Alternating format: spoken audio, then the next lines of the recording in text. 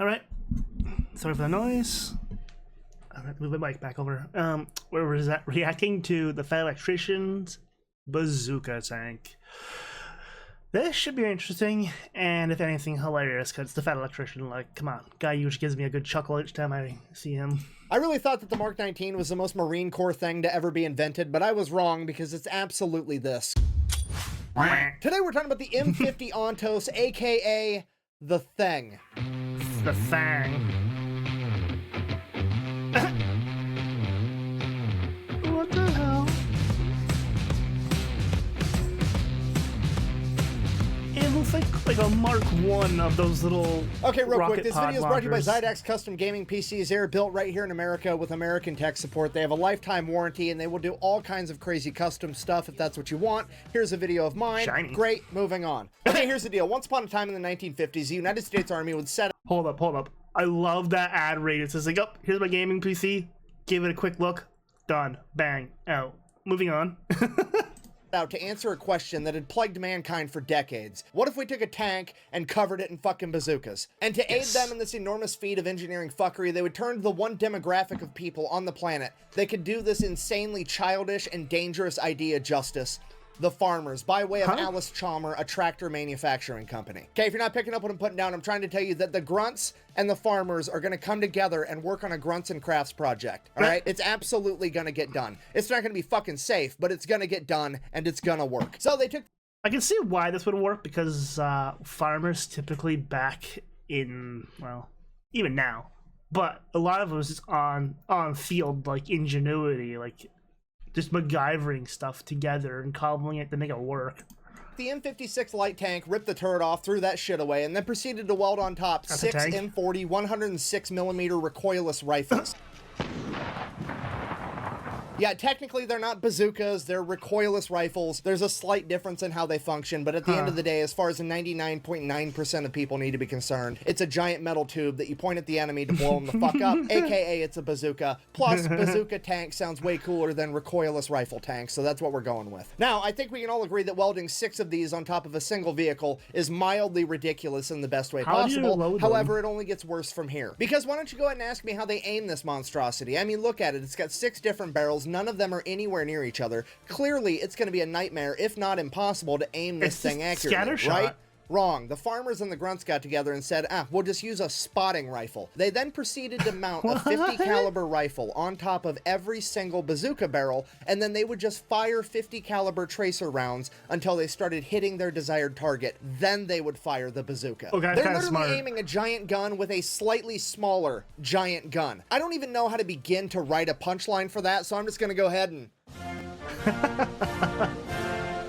I mean, could you imagine how confusing this would be to the enemy? Imagine you're some anonymous bad guy held up in a house or in a building somewhere, and this fucking monstrosity pulls around the corner as your butthole puckers and you realize that this is probably going to be the longest, shortest day of your life, and your new pronouns are about to be here and over there. And then this thing aims at you, fires, and it blows a nice little hole in the wall next to you as you're like, I mean, it's not good, but it's not nearly as bad as I thought it was going to be. So the farmers finished up the prototypes and took it out to Aberdeen Proving Ground with the Army and the Marine Corps, at which point they promptly said, fire all 6 at once, we want to see what'll happen. And the sheer amount of backblast from that knocked bricks out of the wall of the bomb shelter they were in and shattered all the windows of the vehicles they used to get out there. And it is at that point that the Army said they were no longer interested in having this vehicle due to the sheer amount of backblast, and they really did not like the fact that somebody had to get outside of the vehicle to individually reload each recoilless rifle after they had been fired. The Marine Corps, on the other hand, said, I'll take 300. The Marine Corps ordered 300 of these fucking things, which is terrifying to think about. I mean, to be honest, and it pains me to say this, but as far as logic goes, I actually have to side with the Marines on this one. The Army's over here bitching like, you could get shot at while you're trying to reload. And the Marine Corps is like, we've been getting fucking shot at since 1775 without a bazooka tank. Imagine how much fun it's going to be with a bazooka tank. And I mean, to be fair, what the fuck is going to be left to shoot at you after you shoot the first 6 gigantic bazookas that general direction? And even if somebody was still alive and they did have big enough balls to pop their head up to try to shoot at you while you're reloading, you still get to shoot at them with your spotting 50 caliber fucking rifles and the 1930 caliber machine gun on it. Like, it's a win-win. weapon. And I know what you're all thinking, but how did it perform in real life and not just on the chalkboard? Thank you so much for asking. It was first deployed in 1964 to the Dominican Republic during Operation Powerback, where it promptly destroyed both the tanks that they ran across, that being the AMX-13 and an L-60. And then after that issue was resolved, all 300 of them were promptly sent to Vietnam. Okay, here's the kicker with that. There was no established battle doctrine for this weapon. There's no rules, there's no standard operating procedures, and there was no Marine Corps MOS that was designated as being responsible for this weapon, meaning there's no one guy that's like the expert. They literally took 300 of these fucking monstrosities, gave them to the Marine Corps, and said, here's your bazooka chariot, kids, have fun. Shit got out of hand. You're so dumb. If you knew anything, you'd know that during the Vietnam War, the Viet Cong had virtually no tanks, meaning that a tank destroyer like this would be virtually useless.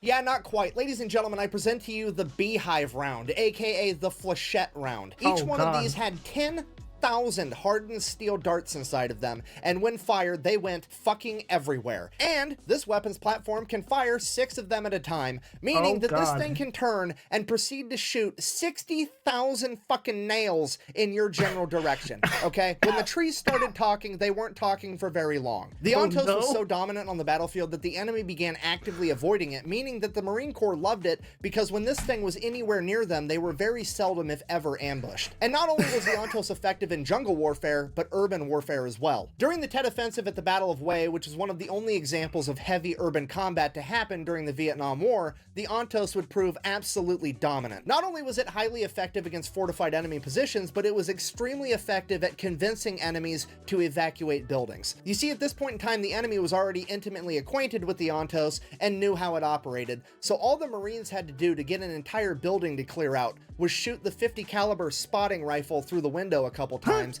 and all of the enemies would, and I quote, scurry out of the building like rats when you turn the lights on, because they knew what was going to come next after that 50 caliber round. Unfortunately, the original 300 M50 Ontoses would be the only ones ever created, and after the Vietnam War, the remaining ones would all be turned over to the US Army, where they would be decommissioned, stripped down, and sold off to construction companies as tracked vehicles. Luckily, however, some of them did make their way into museums where their legacy is still preserved today. In conclusion, in the 1950s, a bunch of farmers and the United States Marine Corps came together to work on a grunts and crafts project, and what they created was so childish, so ridiculous, and so devastatingly effective that it could only be characterized as the thing. Thank you for watching. Best way to support the channel is go buy some merch at thefatelectrician.com. Quack bang out. I wonder if I can fit a bazooka tank in here.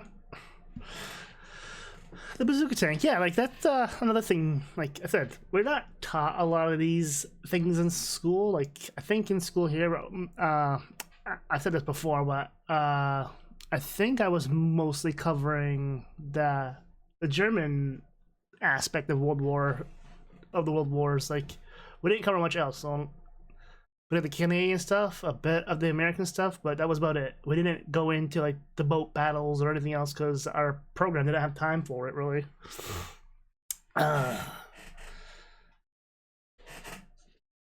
But bazooka tank, like that's kind of the thing. Like it's war, so you kind of just like gotta make some stuff up on the fly, I guess, to make ends meet, I guess you could say. But the fact that they went through a trial run, the Army's like, nah. Too dangerous. And the Marines is like, fucking, where's my tank? I can see those things being very fun to use in video games, though. But no, they look a lot. They kind of remind me of those tanks that were in some games. I don't remember what the heck they're even called anymore. But they basically had missile pods on top, and not a turret. Yeah. Speaking of reactions, though, besides the short forms I do here, I now also have long form over on Patreon for some things. Still in the works, though, so look forward to that as more content comes that way, too. So that's it for this one, though. If you like the Fat Electrician, go check him out, and see you next time.